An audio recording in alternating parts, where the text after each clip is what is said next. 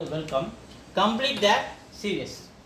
ZSWO அப்படின்னு சொல்லிட்டு நமக்கு அட்ரஸ் கொடுத்துருக்காங்க. நல்லா பாருங்க, இந்த இசட்டுக்கும் டபிள்யூக்கும் பக்கத்தில் இருக்கிற மாதிரி இருக்குது பாருங்க. அதாவது அல்பபெட்டிக் ஆர்டரில் பின்பக்கமாக வந்து பாருங்க, பேக்வேர்டா இசட்டுக்கும் டபிள்யூக்கும் நடுவில் YXன்ற 2 லெட்டர் இருக்கு.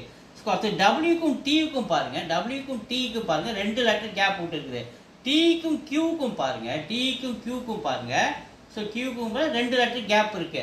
அப்போ கியூக்கும் இந்த டேஷில் அடுத்து என்ன வரும்? 2 லெட்டர் கேப்பு.